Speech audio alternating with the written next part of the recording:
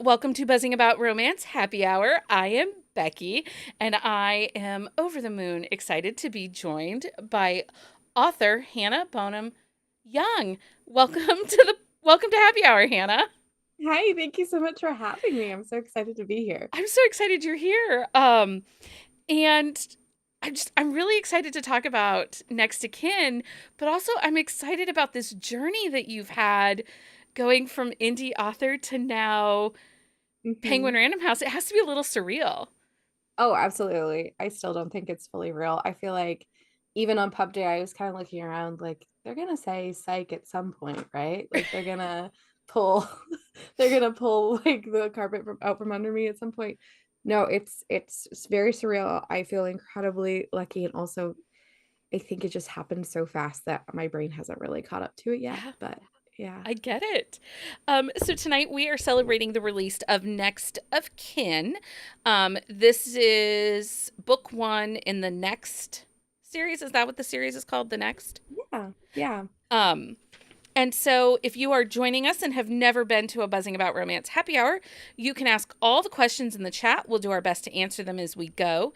In the description of this video are all the links to all the places to connect with Hannah. And I'm really proud of myself because I figured out how to make hyperlinks into the YouTube descriptions, which was a What? huge thing for me this week. So, yay! Congratulations. I Thanks. wouldn't have the first clue on how to do that. I'm trying. I'm really trying.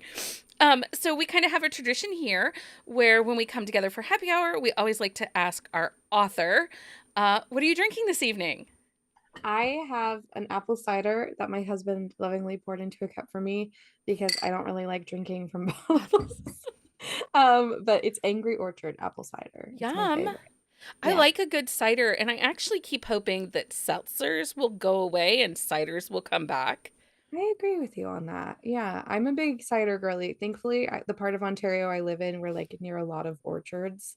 And so it's like super easy to come by here and they're like really good. But yeah, this one's probably my favorite. I don't really like much alcohol. Yeah. So it's kind of like apple juice for me. I'm like, yeah, it's like adult juice.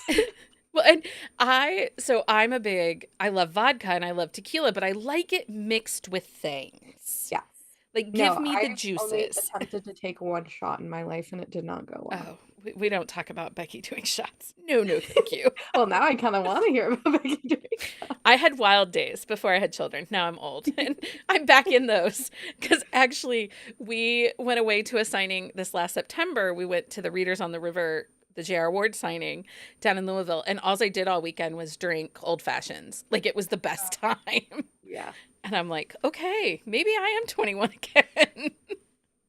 Yeah. Always. So I want to take a minute for all of our people that are watching and hanging out that might not have read you or just discovering you and your books now. Let's just talk about you a little bit as an author, and then we'll get into Next to Kin after that. So, the best question: why romance? Why the world's best genre of books and Yeah, fiction? absolutely the best genre in my opinion too. Why romance? I think for me, I find the stories I loved reading growing up and the stories I loved reading into adulthood were always centered and based around the feminine experience. And so I think that the great thing about romance is that it often is fairly applicable to a vast majority of women or femmes. And I think that it's just really cool to read and write a genre that is geared towards that market because so much of what we are pushed out in media isn't, right? Right? And I think, yeah, I think honestly for me, writing romance just came so naturally. I'm such a hopeless romantic.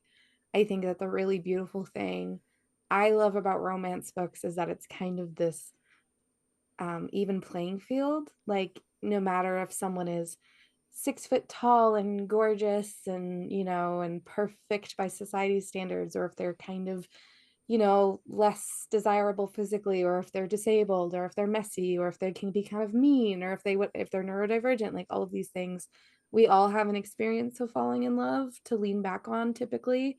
And it's kind of a common denominator that we all share. It's a very human experience. And I think that the cool thing about romance is that you really get to step into someone else's shoes and out and live an experience that you can identify with. Yeah. And I think that that makes it super easy to kind of see life from that person's perspective and really get to the heart of a person. Yeah, so for me, writing romance just felt so natural because I just really love love. And I love messy people being loved and Yeah. giving love. And yeah. I think that that's it too. We see these messy people. Even the heroes can be messy, or, the protagonists can be messy in our, queer romances. Somebody's a mess.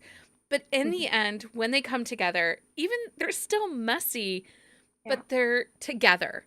So yeah, then you have that support of being messy with someone, and it's exactly. reaffirming. Well, it's also just real, right? Like what I look for in books, whether it's romance or any other genre, is a feeling of like, oh, I know these people. Yeah. And even if they're going on some intricate mystery to solve, or if they're going on some mass adventure, or they are just falling in love, like I want to feel like, oh, I know this person. And I think that what romance as a genre as a whole does so well is that it feels like you're reading either about yourself or a friend or your next door neighbor or somebody. And so it's just like it feels very human, and like who doesn't want to see ugly parts of themselves in the character and then see them have their happily ever after, right? Like that's just really magical. I'm sorry, can you hear the squeaking? My puppy decided to start chewing on a I can't squeaky. hear I'm anything. like dying because there's like this little squeaking, and I was like, I don't guess my answer is kind of funny. I don't know. This is your wrong. answer is not funny, but my dog, like you're telling, like saying these really great words, and my puppy is over here like I can't hear him at all. obnoxiously I wish I squeaking. could see him though. I love the sound of your puppy, but I Oh, don't can't hear him. he's a mess. Anyway, um, Same. Aren't we all? it is, and even and I know lots of people don't love like billionaire romances and that kinds of things. Part of it is I like it because it says, hey, even these people that should have everything are Mhm. so not together and are blind Exactly. to the world around Yep. them as far as like human connections, kind to other, like they have Yeah. something has to change for them. Yeah, love is a very humbling experience, right? It's like, hey, here's a spotlight on all of your insecurities and things. Because who isn't falling in love with someone and wondering, oh my gosh, do they even think I'm pretty? Do they even think I'm funny? Do they even think I'm smart? Do they even everybody? It doesn't matter if yeah, if you're like a billionaire, or if you're a model, or if you're just a regular Yeah. schmegular person. Like it's just it's a very unifying experience. And I think that that's just I don't know, something so satisfying about that, reading it over and over again and knowing there's a guaranteed happily ever after for someone like myself with anxiety too. Yeah. Like I'm like, okay, I'm safe. I'm in good hands here. I think, and that's one of the things too, is I know people will say like romance, it gives unreachable expectations and all this, and I disagree. I It disagree. shows us how we deserve to be loved, Yeah. and also that we deserve pleasure Hmm. and connections, and we're desirable however you are, Hmm. Absolutely. and I want all Yeah. those things. Yeah. And I think like I was actually having this conversation with a friend of mine the other day, and we were doing one of those just kind of like like let's just sit around and talk about how great our husbands are for a minute. Yeah. In between the ones where we talk about how annoying they are. And 100%. and we were doing one of the positive ones, and we were just saying like because we both read romance, and obviously I write romance, and we brought up the kind of conversation of oh it just sets unrealistic expectations and all these things. But in reality, I think that that's just something perpetuated by people who aren't willing to put in the effort to love somebody properly. Yeah. Like me wanting to perform acts of service for my husband doesn't take a great amount of effort because I really like him and I like being around him. Like, Yeah. anything that I feel like people have been told either they're too much or they ask for too much or they need too much or whatever else, there is somebody who is willing to step up and provide all of those things and be those things. Oh yeah. And just, you don't have to settle. Oh, my eldest brother said to my husband, "She's a lot." Before, like, and everyone always said that I was going to drive him crazy. We are going on 25 years. It Congratulations. is mutual, the craziness. And I am a lot. Yeah. I'm fine with it. I'm fine with Yeah. it. And he Yeah. seems to be okay with it too. He stuck Do you know around. who he married? He did. He got Yeah. it. Um, do you have a favorite trope to either read or write? I have a guess. I'm gonna guess that your favorite is gonna be Friends to Lovers. Oh, honestly, definitely in my top five. I would top three, even maybe. My number one trope will forever be just anything with forced proximity. I I love a book where they're just together the whole time. Yeah. I I have a very short attention span, and I like I said, I love love, and I'm just like, okay, they're not on page together. Like, I'm bored. Like So I, it's funny that you say that because I struggle with slow burns for that reason.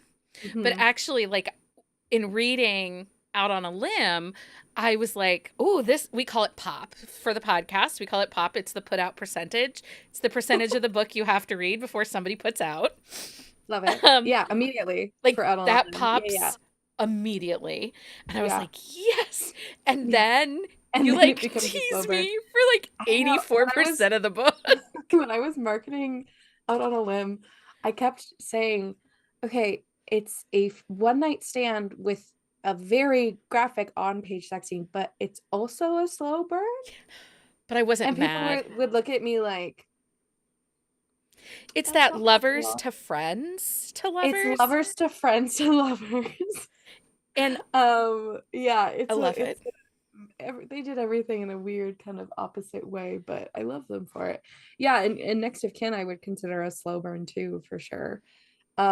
Well, It's but just it's not because we have that kind of in kitchen scene at like oh, 34%, I think, yeah. 40% that Yeah, keeps things yeah, spicy. I like that first kiss. I still think their first kiss is my favorite first kiss that I've written for sure. It is so Um, good. The chemistry in just that his book. little like quippy little Yes. line before. Ugh, Yes. I And love Warren. so realistic to be interrupted. Like when you have Yeah, anyone in the house. you don't have a house with two kids and not make it through a makeout session. Right. No. But yeah, and Warren, well, we'll get to Warren because I have We'll get questions to about Warren. dude. I have questions. So, do you have a favorite type of hero? Are you like, because Warren, yes, he has some cinnamon roll qualities, and we all know if you listen to the podcast, I'm kind of mean to cinnamon rolls. Okay, well then what did you think of Bo? I actually liked Bo, but I Okay. think that he's not quite a cinnamon roll Mm. because he's kind of like that stern brunch daddy. He's got that I harder. just learned this Oh, phrase. did you? Yeah. That's an Andy Christopher phrase. It Okay. belongs to her. Okay. Um Love Andy Christopher. yeah, it's that crunchy hard outside, but when Okay. he gets going, like the dirty talk and the alpha male comes out and Mm. I mean, Bo That's brought true. it. Bo did bring it. Yeah, I think I see. I think we're gonna defer on this one because I love a softie. Yeah. Warren, I think, is probably the most edgy, I don't know how to word that better, male character I've written. Um, and I don't know if, yeah, I think probably to many, many people, he's also a softie because I am so sensitive. I'm like, he can't be mean. But you see, he's Like, not, he doesn't come. So this is me. And again, I am in the minority with cinnamon rolls, and I know this. And I'm starting to think it's a Gen X thing. I'm starting to think it's like a generational thing. To me, if you're a cinnamon roll hero, they are actually really, it's a nice way of saying it's a beta hero. mm, The nice guy that's a little more easygoing, that isn't going to be forceful, isn't going to be pushing, and isn't going to even try to push you necessarily outside of your bounds. Right? They're okay. just there to love you. And I am married to a cinnamon roll. I am married to well, he's grouchy, but he's a cinnamon roll. But for Warren, he's not like that though. He really No. puts his barriers up and Mhm. he He's a dictates, very guarded person for good yeah. reason. Yeah. Yeah, I think was important to me because all of my books thus far are single POV. And so I think what was always important to me is that like you understand as much as you need to understand about the heroes in my stories to really kind of give them the benefit of the doubt almost. And I think with Warren, like he has such a tumultuous personal history and such a severe amount of, for lack of a better word, trauma, that it's just kind of you understand that he's guarded for good Yeah. reason and you understand that he's going to be grumpy and off standish and kind of not really warm. But when he warms up to the idea and he warms up to Chloe, you can really see that soft side of him that I think very few people in his life really bring out. And it was really fun. And I know I'm getting ahead of myself here, but It's okay. in the second book in the series, Next to You, um, he's in it a fair amount. And you can see this progression of him a few years later after the events of Next of Kin, where he's just kind of this much more softened, thoughtful, gentle person. Um, he's still got that like sarcasm and that sharp wit and that kind of grumpy attitude, and he's still, a bit of a hardened soul, but you can see that he's just a lot more kind of gooey and mushy on the inside Yeah. because he found his safe place. There's a whole battle happening in the comments right now Ooh, okay. about who they Let me love know. the most. Um, so everyone is like, it's Matthias, Warren over Bo any day. Gretchen loves Warren. Oh, Autumn says it's Matt. nice to see Warren get some love. I love He's him. usually, yeah, I love Warren too. I think for me, I will always have a soft spot, well, for the book in general, because it was my first, and I was very fresh, and they were very fresh, and it felt like, but I think Warren especially doesn't get enough credit for who he is as a person and all the things he went through and the strength that it takes to kind of put your life on hold as a young man and protect your younger brother and do all the things he needed to do um and kind of get heartbroken by life over and over again and then still let love in. That's a very big deal. But I personally, just if this helps the debate at all, I will forever be a Mateus girly. Um, yeah, he's just so much like my husband. Um, and he's just such a sweet, sensitive soul and such a helper. Um, so yeah, I think that for me it'll always be Matt, but I also love Bo and I also love Warren and I also love all of my characters. But yeah. It's so fun to see. And I have to ask, so as an author, how does it feel when people connect with different pieces of your stories and your characters? And like this, everybody loves the books, but they have favorites or they have favorite moments. Gretchen talking about Warren holding Willow um, while she Soak in a good shower. Yeah. yeah. That was Yeah. like that was such a great moment because Hmm. I've been the mom that, fed the bottle to the couch. Sorry, I don't know if you can hear that. No, you didn't hear my squeakers. Okay. My kid's bedroom is right above mine. I think my husband just went back in to settle one of them down, and so it's like the creaking floorboards. Yeah. Yeah, I think it's always going to be a very special thing when people say a certain part of a story resonated with them or meant something to them or just like their favorite part in general. Um, yeah, I think that it's just a really cool thing. I think especially because like with Next of Kin, you get the foster care rep and the adoption rep and also like ASL and deaf representation and adoption and all of these themes that really resonated with people. Um, I know that like my favorite parts of releasing that book will forever be hearing from people who have had similar life experiences, who are in foster care or who are deaf themselves or who had to step up and look after younger siblings, and hearing that to them I got it right and to them it meant something to feel seen and to feel recognized and to get their own kind of happily ever after. That's for sure the most gratifying part of any of it. And I think little moments like, yeah, like Warren just holding Willow so Chloe can shower. It's like every person who's a parent, especially if you were a single parent or if you were a single care provider, like you know what it's like when there's just no one to help you and it's day 4 of no showering and no real sleep, no REM sleep and no food and you're half coffee and you're just it's like a lonely type of despair. And for him to kind of recognize that um and to step into it with her in that moment, I think that was the first moment of the book where they really became like a family. Yeah. And because Chloe had felt so alone for so much of her life, even after being adopted, she still felt very alone. And And an outlier. And yeah, I think yeah, that was really important in this book, and I really like how you did that. That people that kind of were outliers, that they found a way and built a community, and it's great found family representation. Um, the other thing that I really love about your books is you focus so much on love language. Like, you get it. Um, because for Warren, for him, it was doing like the acts of service and being helpful. Like that spoke. And you see it so much in your other books.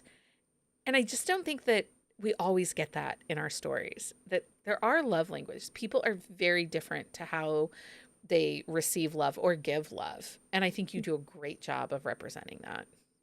yeah. I think I'm less strict on maybe than I used to be in how I think about love languages in terms of like how rigid I think it is when it's like, oh, this is the one for me.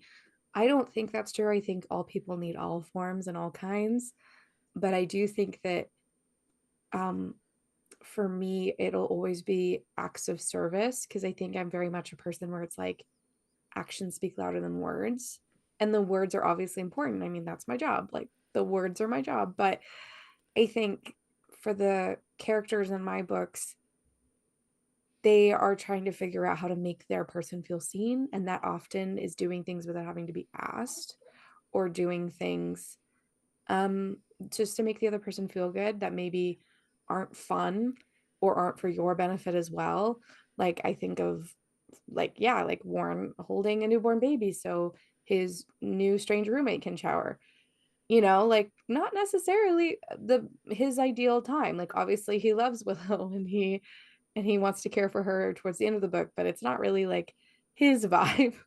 um or offering him her his car so she can not have to take the bus or 3 buses and instead can just drive across town to Willow's doctor's appointments, or you know all the other little things that he does, pancakes and teas and hugs. And I think it's just very much a, not to quote High School Musical or anything, but very much like this we're all in this together type vibe. um that I think people resonate when they read books because it just feels like what would I want in this situation, Yeah. right? Well, and I was a medical mom. I had a Yeah. child, my first child. My son was born or developed health issues as an infant. And so, like, when you talk about like the doctor's appointments and her just with everything in her head and the medicine, and the fact that Warren just listens, he doesn't try to solve, he doesn't try to fix, he just listens because he can't, it's like, Mhm. that was really powerful too. Like you got that so right because sometimes you just want to be heard when you talk about that stuff. You don't need it Yeah, I think fixed, you just need to be heard. no, and I think Warren understood that because that's how Warren felt when he told Chloe about some of his backstory, right? Yeah. She didn't need to say anything. She just had to be there and hold witness to it and give him space to sit in it because there's no fixing traumatic things that happened 10, 15 years ago or things that happened yesterday sometimes. Yeah. Sometimes it's just a matter of, wow, that's really shitty and I'm going to sit here with you. So Next to Kin was originally published in 2020, 2022. 2022. So this is your debut from Mhm. 2022. Did you ever imagine that 2 years later you would be No. You gotta stop you everywhere? right there. No. Nothing. At whatever the end of that sentence is. No. I I legitimately thought my okay, so I have a diary that sits on my desk, and I won't show it to you because there's some other stuff in there too, but I always want to because I want to be like, look, my goal for June of 2022 when the book came out was that 10 people would read it. And my goal for the year was that 50 people would read it. And my like I am a big person. I believe in like writing things down and setting intentions and manifesting all of those things. And so I wrote a letter to my future self to open on June 1st, 2023, which would be the 1 year anniversary of it coming out. And I opened it on June 1st, 2023, not really thinking much of it, and realized like even the things I allowed myself to dream in that letter weren't half of what had happened. Um, it like by June of 2023, I had released two books and a novella. I had signed with an agent that was at my dream agency. I just started like my agent just started receiving some interest from publishers. She was thinking we would go on submission soon. I was about to release Out on a Limb, which is like the story that I never thought I would be confident enough to write because of my own disability and things that and the way at which it mattered to me.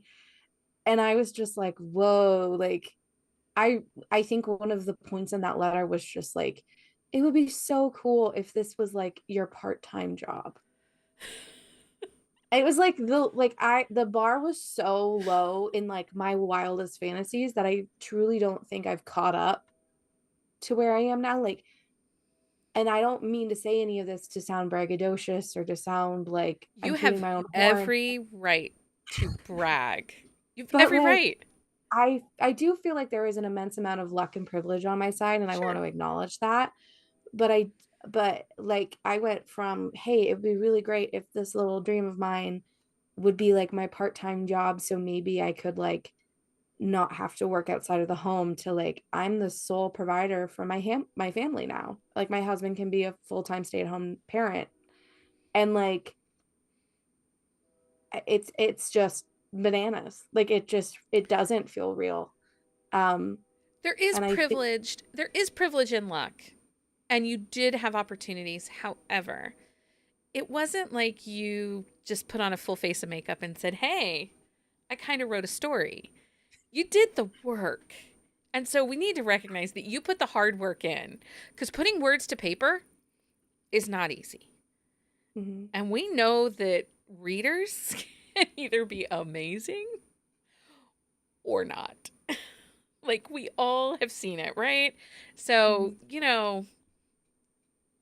don't discount how much you I'm working on that. don't discount it because, you know, and I haven't, and I'll be honest, Gretchen, who's in the chat, had been touting your books to us for a long time. She's like, I want you to read Hannah, and I want you to she's wanted you on the podcast forever. Like she's like, Gretchen please is have her do the this. best. Have her do this. She is like your amazing hype woman, just so you know. I know. I've seen it. She's incredible. She's like the kindest person ever. So amazing. So we read Out on a Limb, and I was like, okay, yeah, Gretchen, I get it. I get it. And I was floored to learn that was only your third book, because I'm gonna start blushing. there was a Like, maturity of that writing. I've read thousands and thousands of romance novels. I've been reading it since 1990. That did not read like a third book. Like there was nothing in that book that I was like, huh, that's a choice.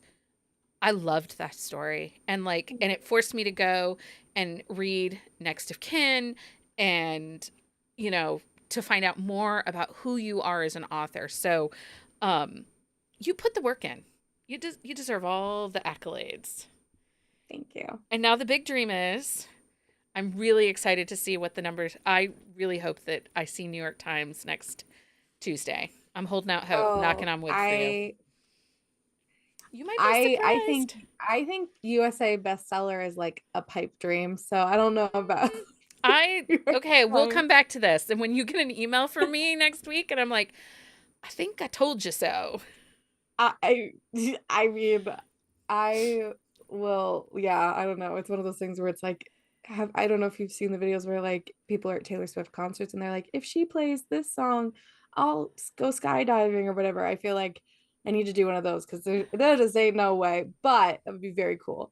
I I have secret hopes for, I think, Out on a Limb's re-release just because it has been my most successful, and I think a lot of people have resonated with that story, and want the new cover or like want the bonus chapter. So, we'll see what happens in June maybe, but I I have I to think tell you, I'm so desperate. Like, we've had conversations about the two covers and which do you like better?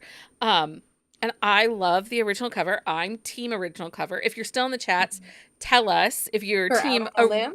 yeah, for Out on a Limb. Are you team original cover? The new cover is gorgeous, and we talked about this a little before we came on. They have faces, which is 10 out of 10 for me.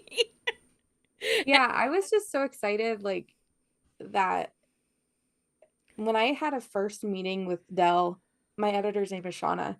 When I had a first meeting with Shauna, she was so she just got it. Like she just absolutely read Out on a Limb and got it. And something that I'll never forget, and I think really part of the big reason that she and decided to work with one another was just she said, if you had sent me that book, I would have found very little things I would want to change.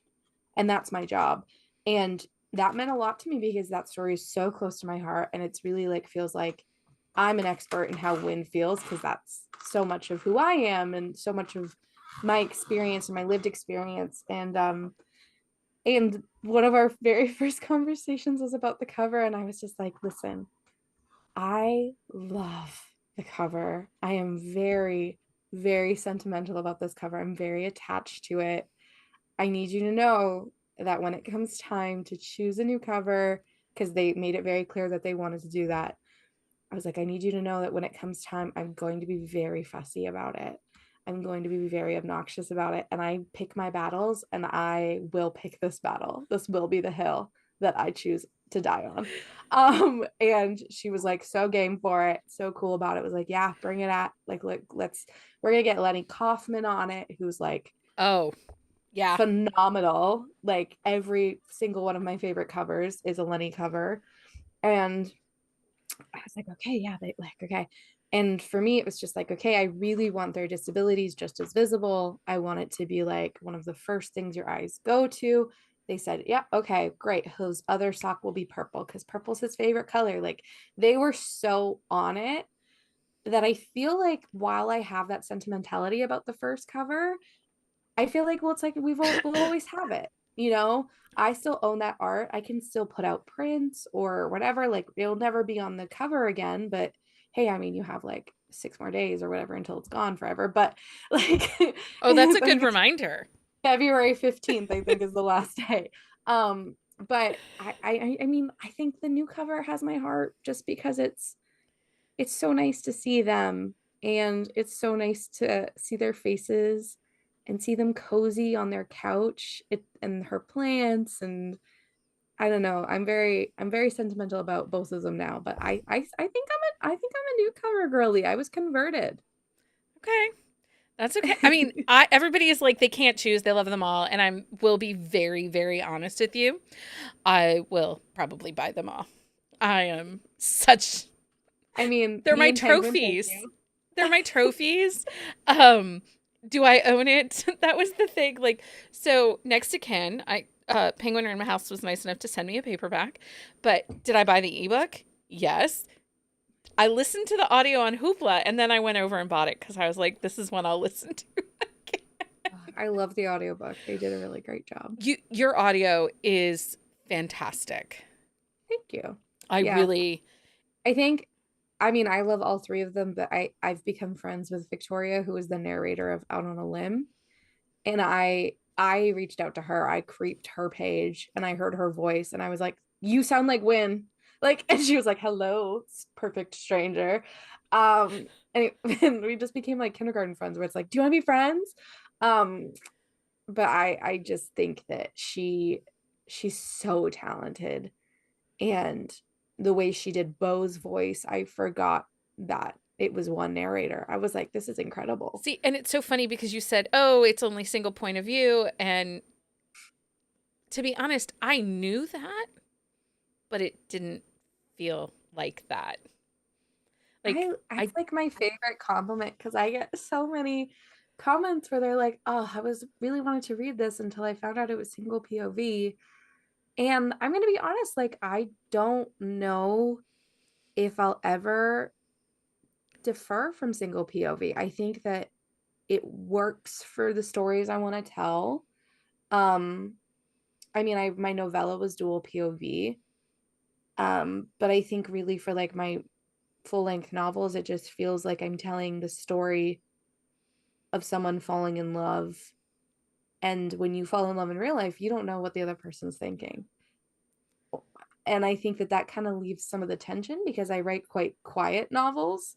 yeah. There's not this crap ton of drama or existential things happening or outside barriers or much of that. It's more internal and it's more slow and it's more, I hope, realistic. So for me, keeping it single POV is the only way to really keep that tension of that kind of sensation of, I don't know, maybe this won't go her Well, way. Maybe and it you will. give us miscommunication without the typical miscommunication Hmm. because it's the things unsaid.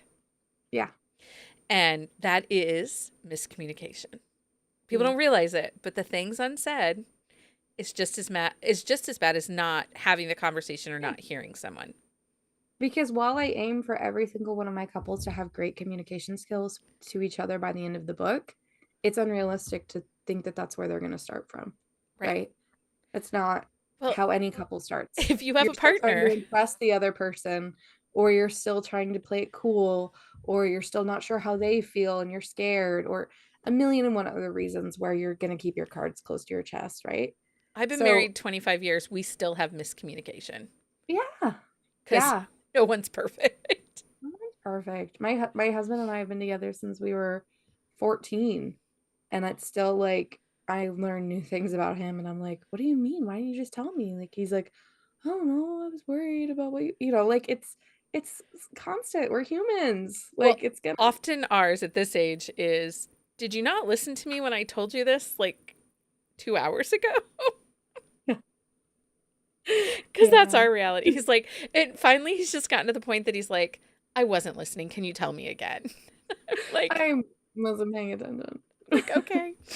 maybe it's time to have some caffeine or get your ADHD meds or something. Oh, okay. So I'm seeing a pattern here. We both have ADHD husbands. Love that for I have the us. neurospicy house, Yeah, so do we. whole My house. kids are still young enough that we're kind of still trying to like figure out where they're leaning, but Yeah.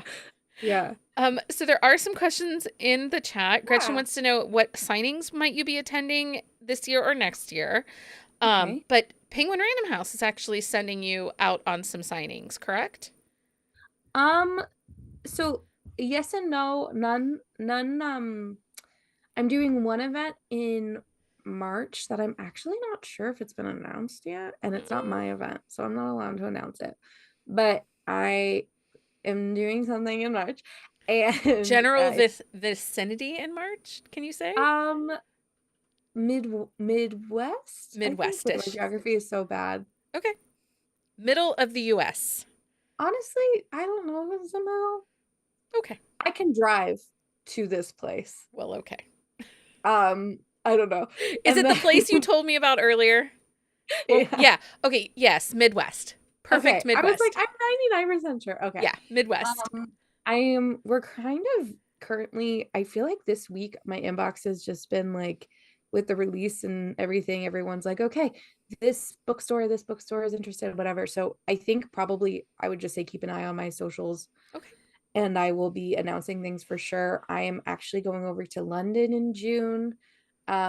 So if anyone's watching from the UK, I will be there in June doing a couple of different things.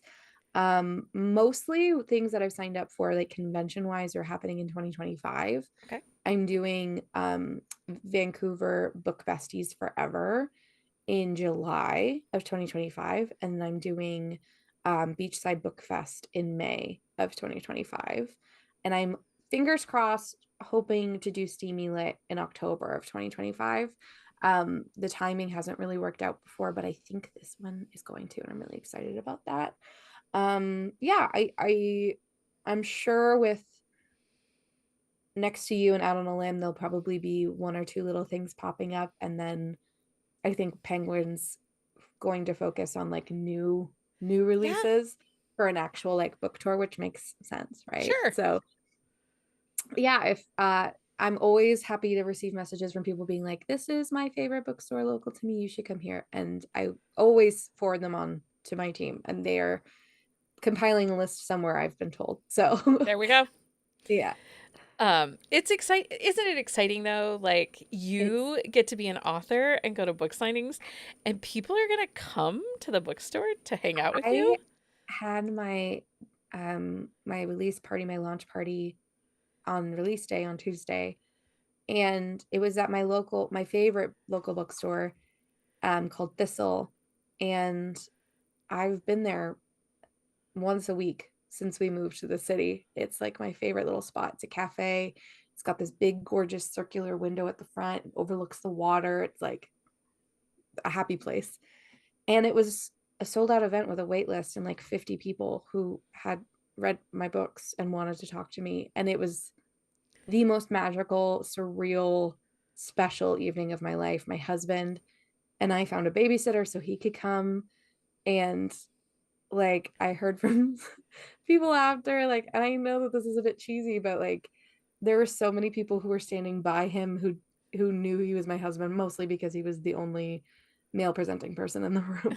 But and I kept kind of winking and pointing at him when I would reference him. Yeah. But he just like was just, it was so nice to see him in that space too, because this is very online and he isn't very online.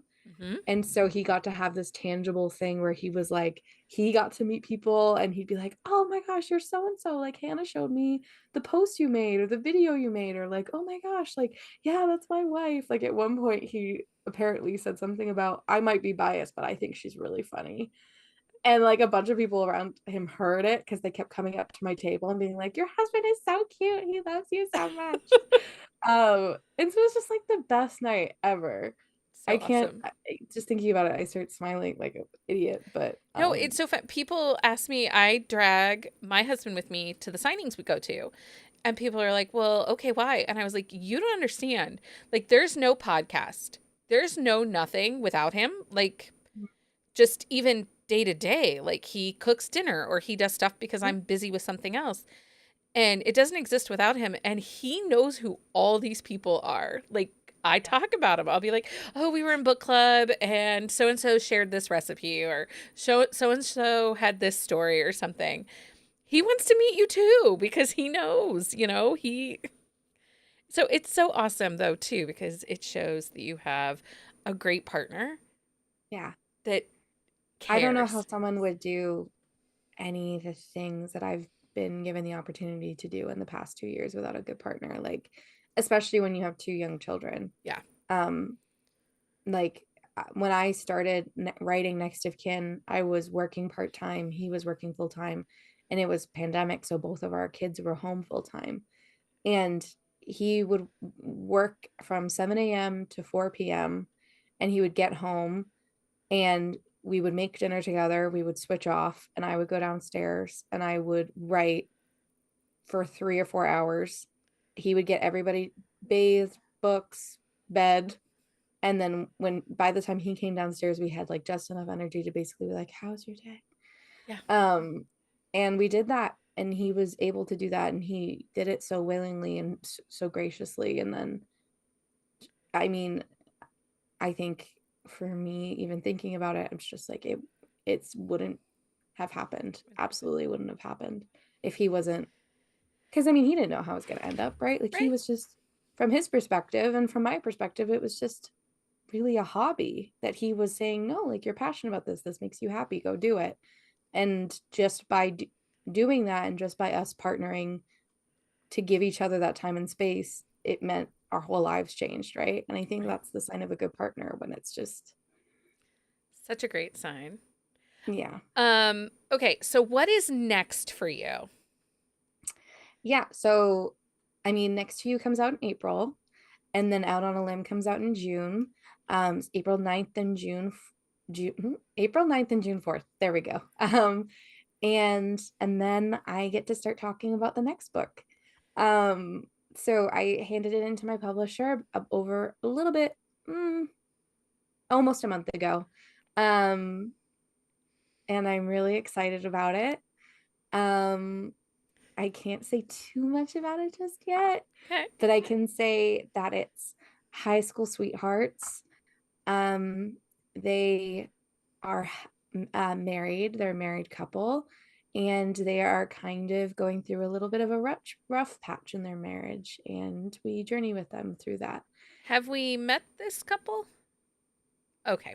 Thank you. Um, okay. I don't know. Okay. Your face says it all. You have no poker face, just so you know. If we're Oh, going to Vegas, you and I, we are not playing blackjack together. everyone be cool, okay? Nobody tell anybody.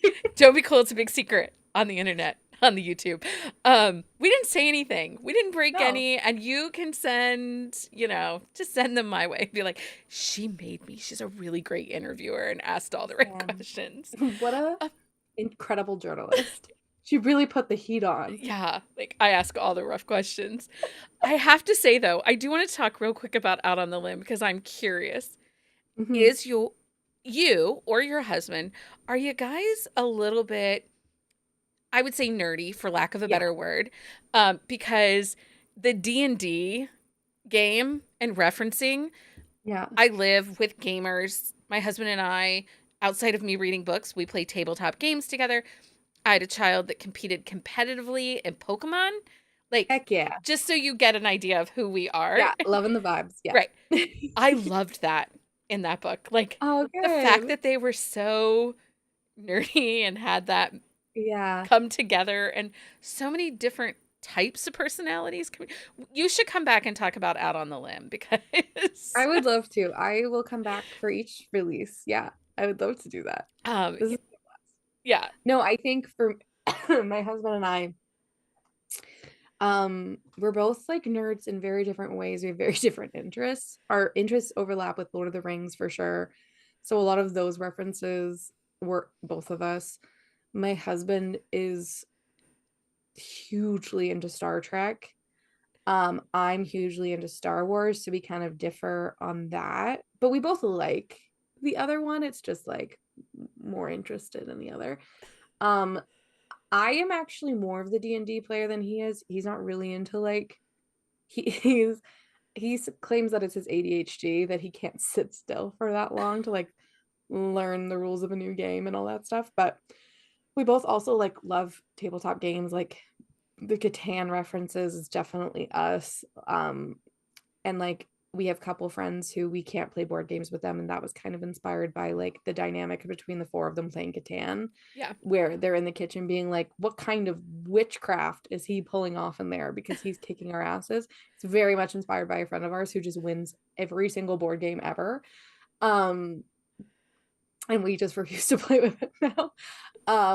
But yeah, no, all of the comic books and all of those things, very much my husband, very much me. I think also I like to I think for me, if I'm writing like a 6'4" conventionally attractive person, I'm gonna need a reason where maybe they weren't everybody's type before they met the heroine. Yeah.